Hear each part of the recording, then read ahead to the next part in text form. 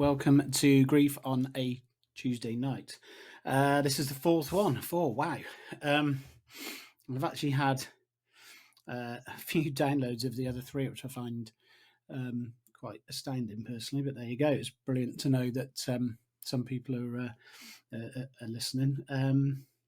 Yeah, so I was going to call this one Plateaus and Downs because I do feel, and again, I'm just speaking for me personally, but I wouldn't even call it ups and downs because there aren't really any ups right now and haven't been for some time, obviously. But they're just days that um, you get by. There are days that you maybe don't have any problems or issues, and you get through them. But I found that when I do have problems, as I've probably said in the first one, with a lot of the companies I was dealing with, which thankfully seems to be over now. I did find that I've literally got zero patience. If it could be in a negative, it would be because I just haven't got the patience for people like that. And when things go wrong, I've not got the. I don't feel I've got the time to, excuse me, to put it right. And I just sort of get angry straight away about it. I basically had a trip to Paris booked a long time ago because at the time it seemed like we were fairly sort of certain that we would be able to get tickets.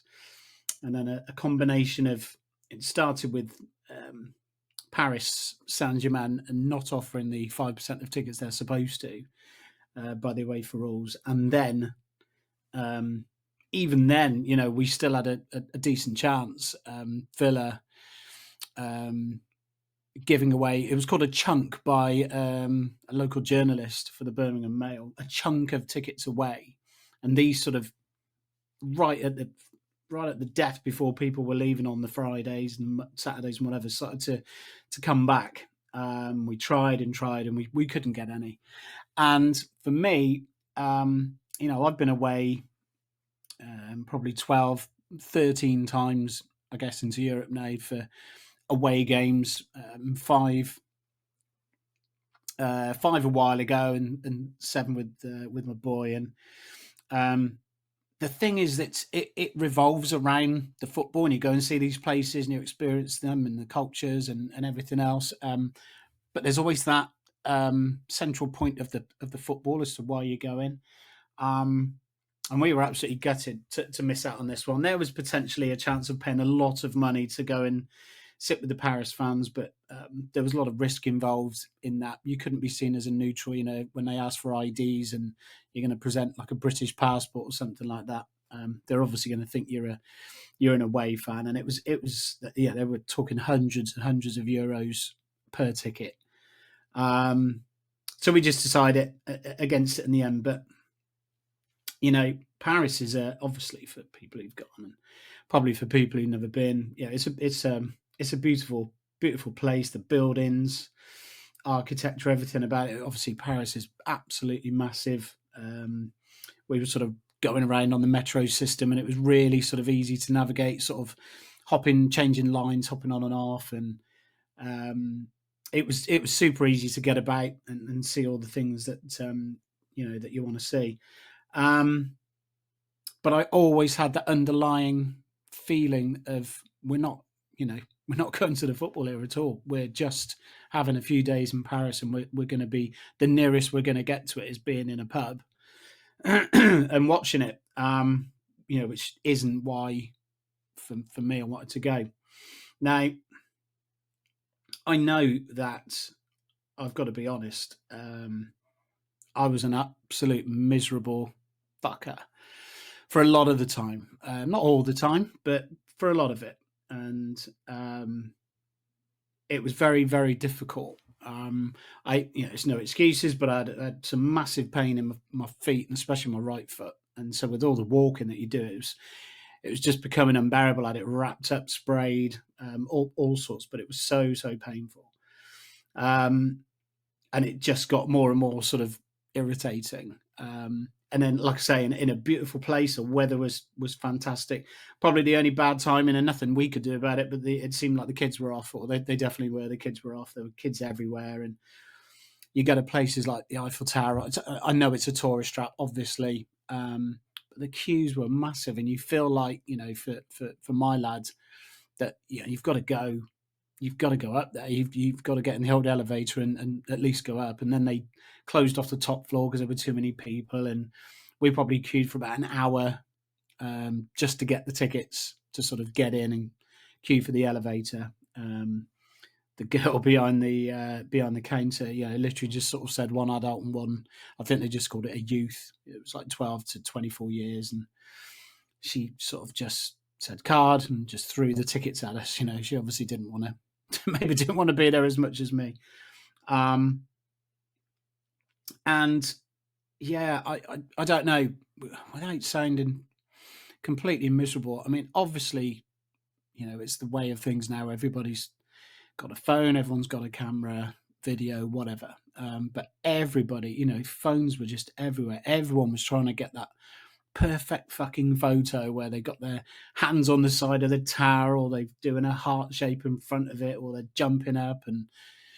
And we were, we'd been up there going around each side and just taking a couple of videos and some photos and whatever else. So, a little bit hypocritical. We're doing the same thing, but a lot of these people were doing these things over and over again. And, people stood there sucking in the cheekbones with a selfie stick and waiting for it to get that absolutely perfect picture, and we were over one side, and a guy had already spoken to someone else. I just sort of heard him because we were just sort of looking, checking out the views, and a guy had moved someone away because he wanted to take a photo. And then he came up to me and he basically just said, can you move? I want to take a photo. And we were just sort of, and I sort of moved over a little bit for him, and he said, no more. Oh, God. And in the end, I'd had enough by then. I said, come on. And I said, mate, just fuck off. I couldn't believe that he was so fucking self-involved and entitled that he was moving people out of the way where they were just stood looking at the view so he could get his perfect fucking photo. So we came back from that. And yeah, I know, as I say before, I think a combination of things put me in a very sort of irritable, miserable mood, and it wasn't the place to be doing that. We went to see the Champs-Elysees and one or two of the other sort of standard places. I wanted to see the Bataclan, and that was shut. I was sort of hoping we could go in. There might be a little shop inside or something like that, but it was all shut up. It was about 1 PM.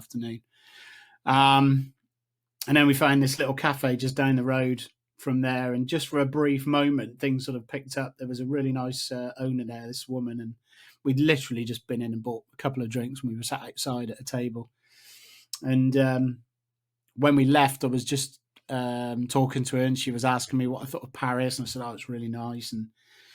And I said, oh, we'd come over for the football, and she went, oh yeah, that's tonight. And I said, yeah, we didn't get tickets, unfortunately. And then she said, oh well, I know my friend is the owner of a restaurant right outside the ground. I'll have a word with her and see what she can do about getting some tickets. I was like, oh my word. And but to cut a long story short, she couldn't get hold of her. She said, oh, she's working, I'm really sorry, I won't be able to get hold of her. And I said, look, just thanks for trying. It was more than a lot of people did for us, to be honest, including our own ticket office people. And she was really nice. I thought, fair play for trying. It was really, really nice of her. And a bit later on, we went to the Army Museum. By which time I was really struggling walking about, and I probably spent at least a third of the time sat down while he went around and checked everything out. Obviously, he loves all the history stuff, and I do. I've got more and more into it. It's really interesting, but it's one of those places where you just walk for miles. It was humongous, just the most massive place. Really, really impressive. The building was amazing. The work they must do just to keep the place clean must be astronomical. It was amazing place. But but I spent probably a third of it sort of sat down while he walked about, because I was just sort of struggling so much. And again, it was just that underlying thing amongst all of it that there wasn't going to be any football at all. And I know it shouldn't have been, we knew before we went, and I knew it shouldn't have been the be all and end all, but that's why you go to these places. We wouldn't have been anywhere near Paris if we hadn't have drawn them in the competition. So we ended up at a bar. It was called the Frog and Rosbeef. And we'd been there the day before and just had something to eat and a couple of drinks, and asked the guy, and he said, "Yeah, we'll be showing the game." And we noticed a few of the seats were reserved, and there was a few of our fans in the day before, and we thought, well, we'll have a few. And as it turned out, we got to kick-off time and realised that everybody bar us two in this sort of loud, raucous bar was supporting Paris Saint-Germain.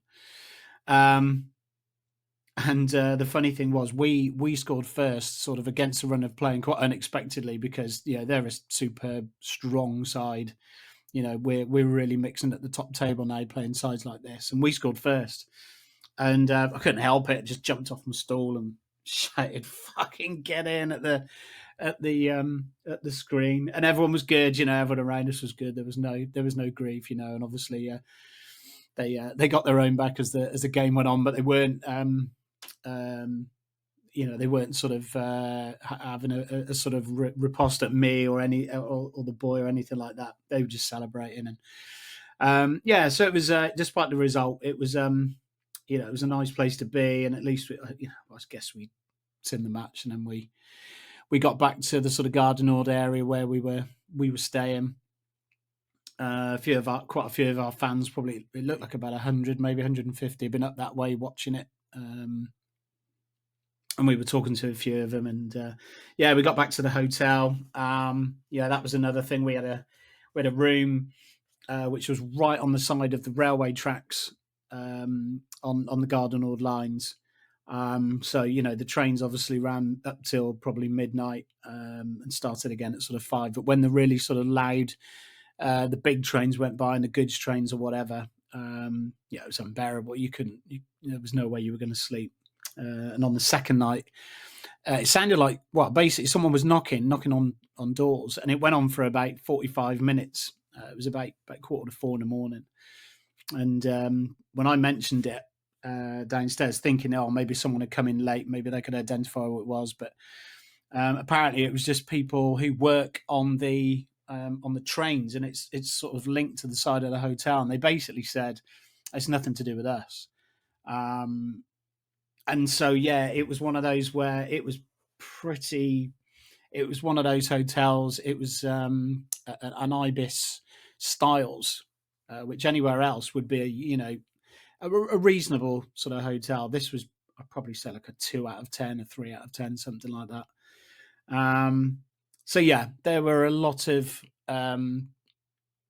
things that just never got going. And the last day we had quite a bit of time to kill because we had a night flight, and that seemed to go better. Actually, we found a nice restaurant, and we were in there for a couple of hours while we had something to eat, and then we just sat out in the sun. And we went to a place called Belushis where the football had been on the night before, so we were in there for a while, and then just got ourselves over. The Gare du Nord's so busy all the time; it's just absolutely just ran with people. So we sort of headed over a bit early towards the airport for our flight.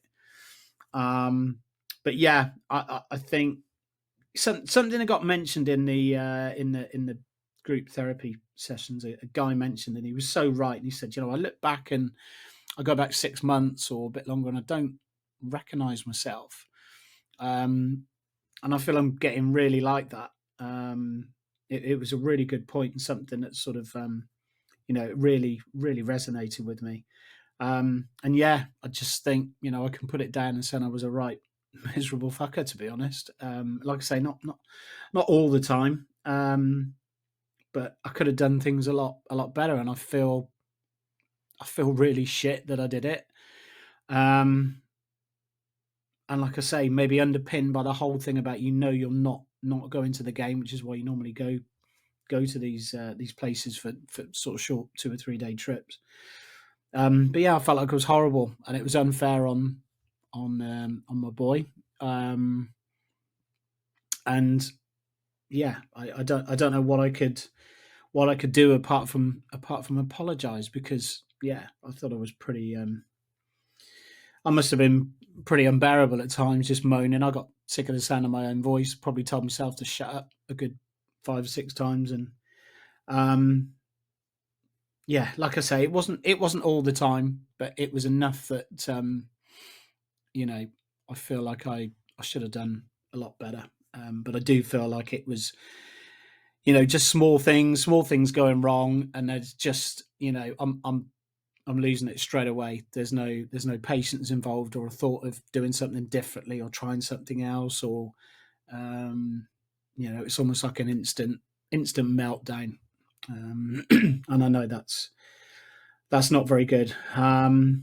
Just before on the before we went on the Friday, we went to see the Blue Tones live, sort of in indie pop, indie guitar band, sort of mid 90s, early 2000s, probably their most sort of popular time. And quite by chance, we ended up in the front row, totally by luck, but literally up against the rail. And they were great. They were really, really good. So I suppose that was an up. I suppose the day had been average, but the night was a rare sort of up, because they were really, really good.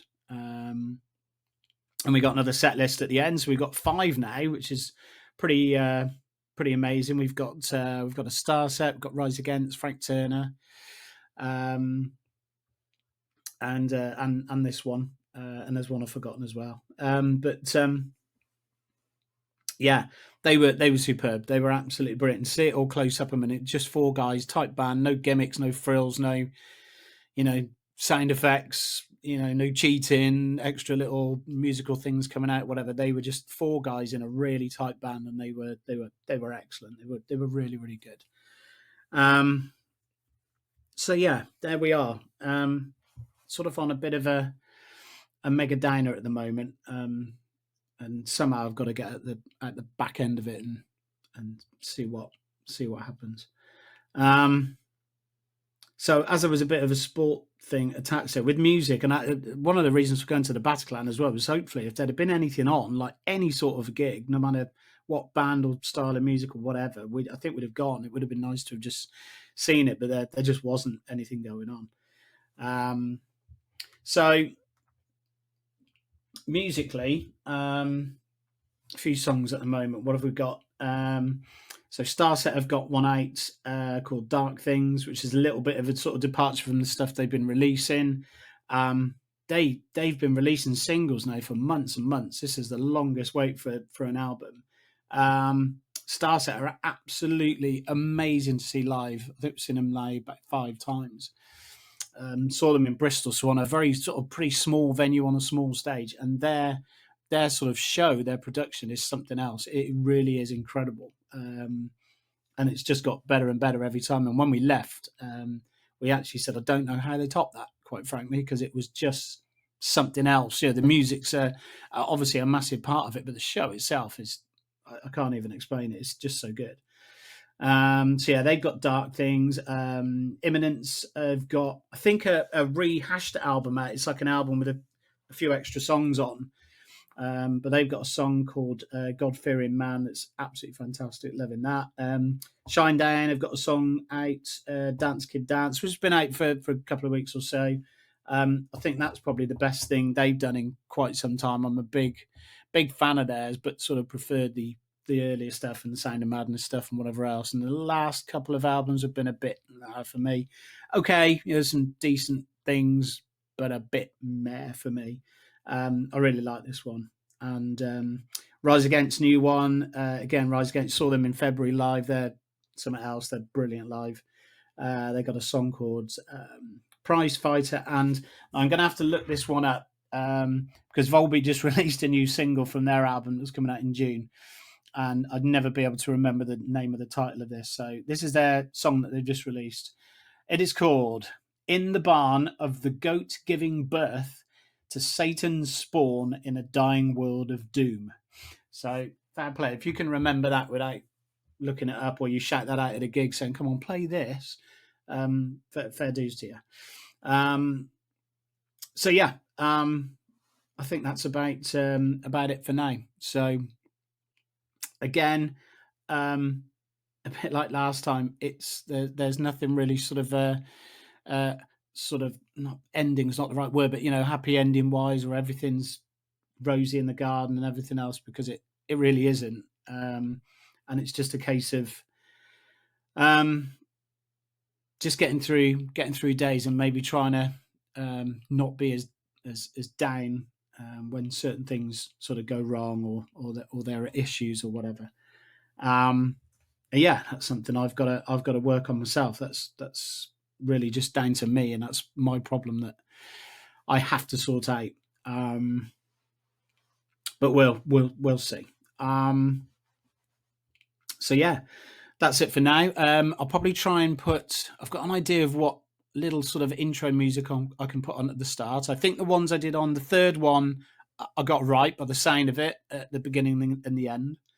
I've got an idea of what I want to put on at the start, because it was slightly Paris related, and then I'll try and maybe think of something at the end as well.